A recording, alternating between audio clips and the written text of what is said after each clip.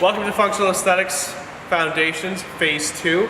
We just spent a good month building proper motor patterns and good posture habits.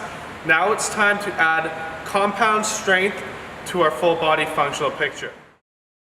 Phase 2, mobility prep. We're going to start with 5 body parabolas.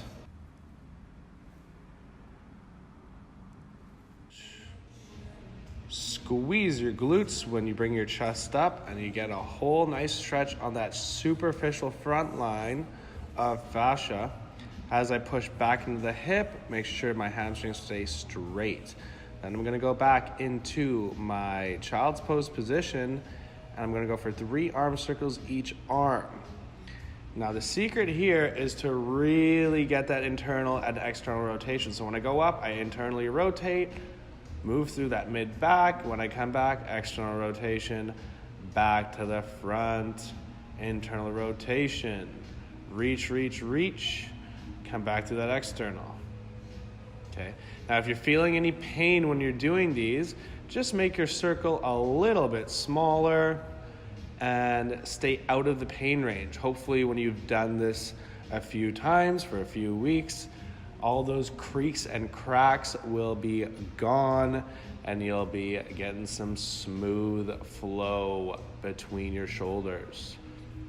3 and 3 each arm. Then I'm going to stand up, and I'm going to start practicing that hinge. In phase 2, we do tons of hinging. Our T-bar row is a hinge, our kettlebell swing is a hinge. Everything bilateral, so meaning 2-leg power, is usually a hinge.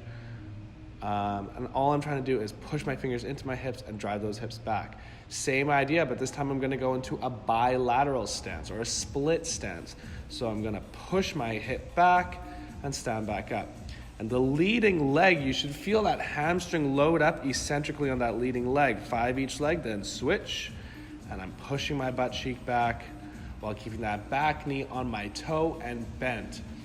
Start incorporating your arms as if you were walking or running to really start using that gait pattern. After that, I'm going to go into some jump prep or superficial frontline prep.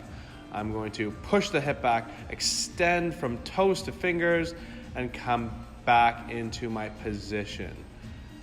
A couple more things here. I'm going to push my hip back and start moving that mid back, and then go into my world's greatest stretch. Hands go right under shoulders, and I get my right knee to my right hand, and I put my back knee down, and now I start reaching those arms. 3 reaches each side, moving through that pec and that mid back muscle, baby. Come on, let's go. Phase 2 core prep, baby. We're going back to dead bugs. Use that cylinder, lower back part of that cylinder is pushing hard into that floor. I'm still generating the same amount of tension with my left hand to my left knee. This time I'm going for a straight leg that's going down and up. This makes it a ton harder and makes you really lock that core and keep that leg straight the whole time. A little bit of hamstring mobility there as well. We're going to next go into a glute dominant side plank. I'm going to split the hips just like I'm walking. Stare at that knee, make sure it is matched up with the other knee. And now I'm going to go to front rack carries, holding 2 kettlebells in my front rack, staying nice and tall with that spine, walking about 20 meters back and forth. Keep your spine tall and make sure you're communicating with your body, with your breathing. Next up, I'm going to go into single front rack carries. So now my body's fighting anti-rotation, anti-flexion, anti-extension, all the good core things, keeping that spine tall, walking down and back.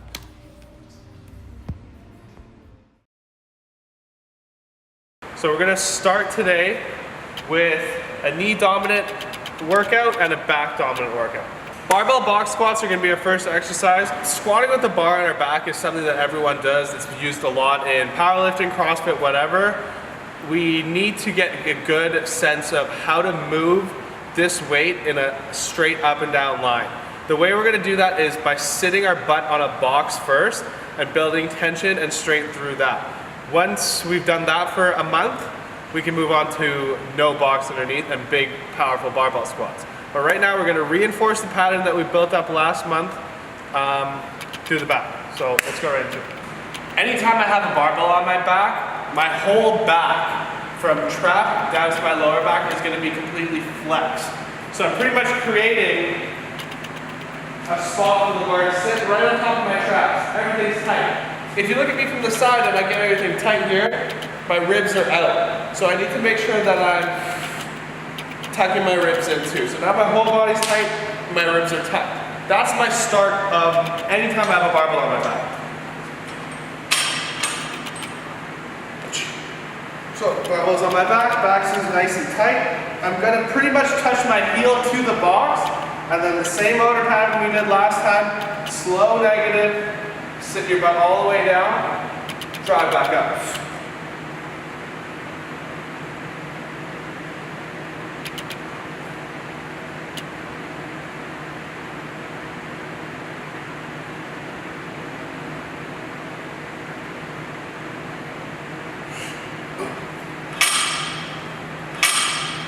So the next exercise we're going to do is a T-bar row.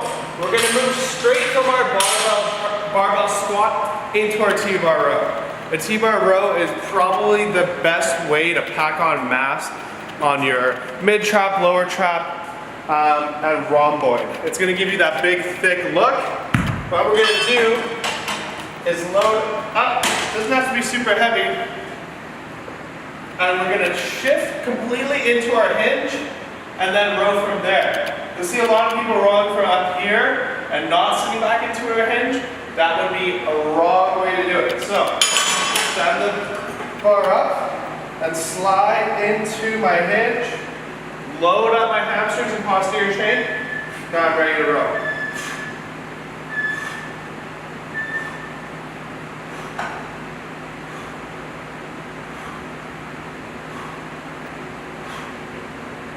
When you're done, stand up tall, squat down to lower. Sticking to our whole point of we want to build posture in our back before muscle, we're going to progress our T hold from phase 1 into a YTW hold. 3 rounds, 5-second hold each position.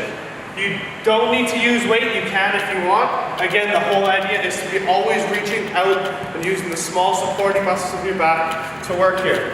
So YTW, and start at my Y and hold for 5. Back to my T,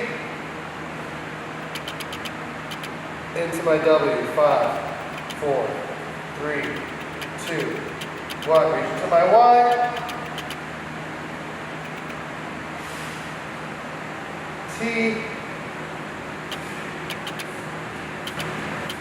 W. Third one's the hardest one. Reach. 2, T,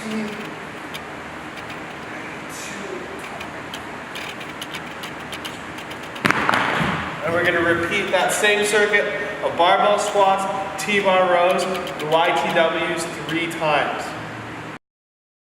So there's so many types of lunges you can do. Dumbbell, kettlebell. Today we're going to use a barbell because they're one of the ones that you can load up with a ton of weight. Doesn't matter what kind of equipment you're using. What matters is that you're stepping, dipping, and kissing the back knee off the floor. So as I demo here,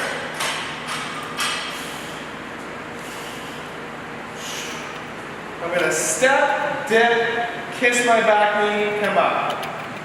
Step, dip, kiss my back knee, come up. I'm always trying to load the leg in front of me. Step, dip, kiss, up.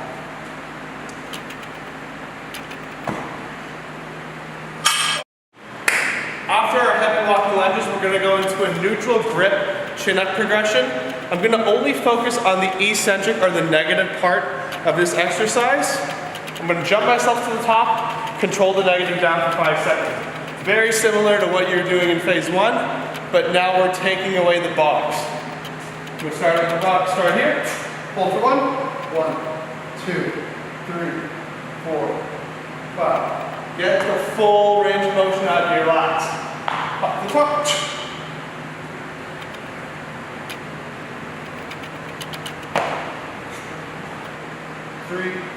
4, 5, stretch.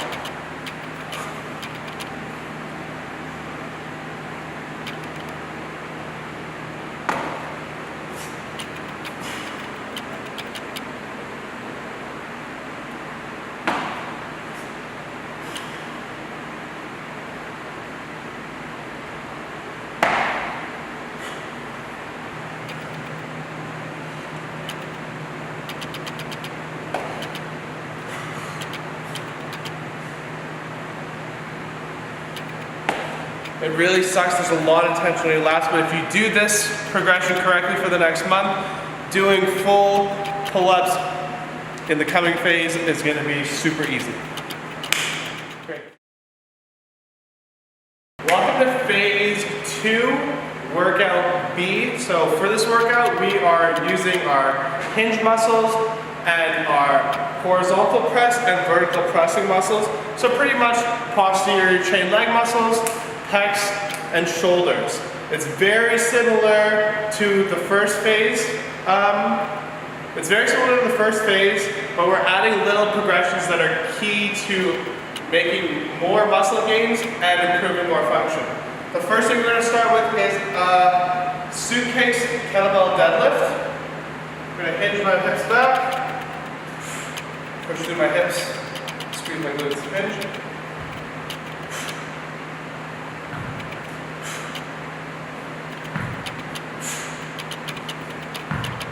Make sure you're pushing your hips back as much as you can.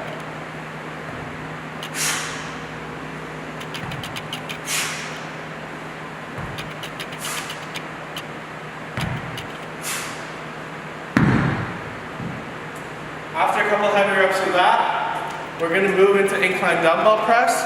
Very similar to what we did in the first phase, but now we're going to add a 2-second pause at the bottom of the rep. So it's going to look like this.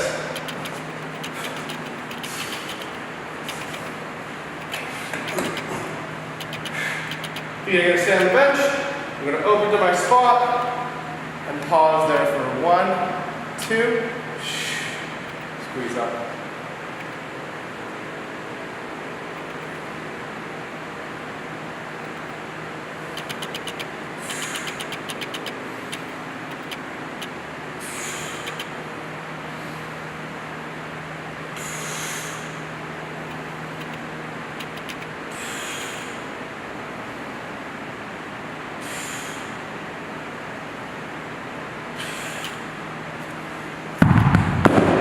Again, I'm sticking with a lot of incline pressing and a lot of incline flying because this is about not only building function, but building aesthetics as well. So a lot of incline. Next up, incline kettlebell flies. Take 2 light kettlebells, punch right through them, bend the elbow. Compared to a dumbbell press, this is going to require a lot more elbow bend, especially when you get down here. Drive through and slow with tension.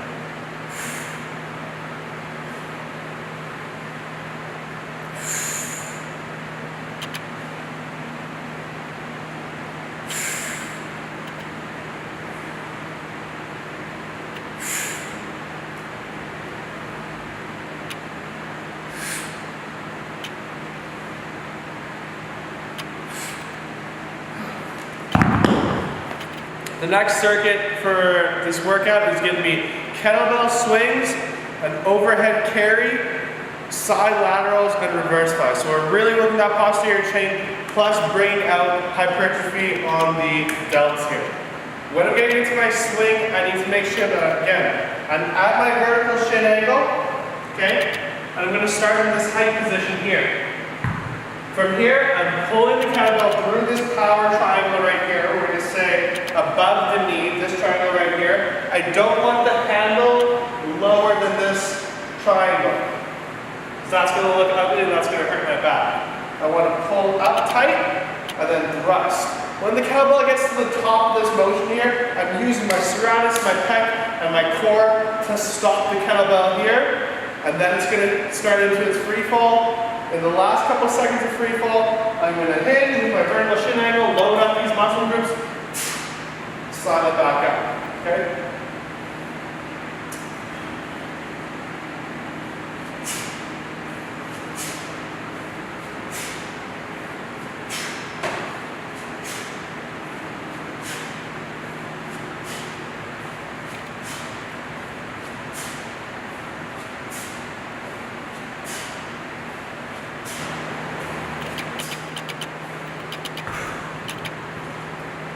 After we're done swinging, we're gonna go to an overhead carry. Now, from phase one, we've worked a lot of lat mobility and pec mobility. So this motion here should be easy. It should be easy to hold a dumbbell here. If you hold a dumbbell here and your ribs pop out like this, or it's way over here, you know you don't have enough mobility in the lat and the pec to get you there. That means you have to go back to doing self-myofascial release and mobility, okay? So let's get this dumbbell over our head here. From here, I'm going to make sure that I'm not popped out and watch me exhale my ribs down. Now I've got this neutral hollow position. From there, I'm just going to walk all the way down, using my exhales and inhales to keep my core happy.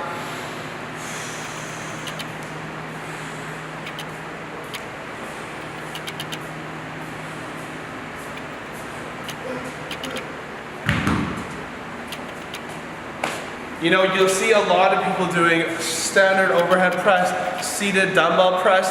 This is going to build your shoulder heads, but it's not going to build your girdle, which includes my scapula, in turn with this head, okay? That's why I always choose an overhead carry or a half kneeling press variation. After that, we're going to try to put some muscle on here. The best way to have these big 3D delts is to work the posterior and side delt.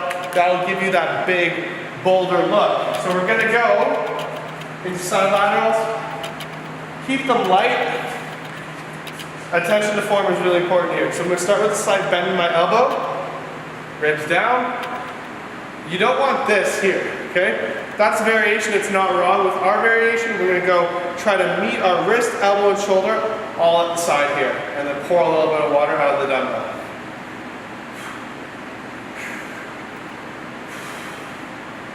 As you get smoother, you can go right into that pour. Leading with the elbow and not the wrist. The wrist should be lower than the elbow.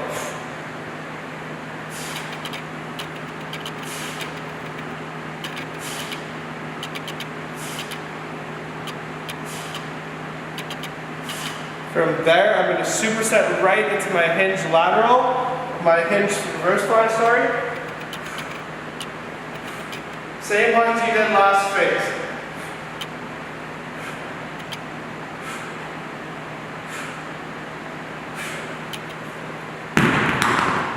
That's it.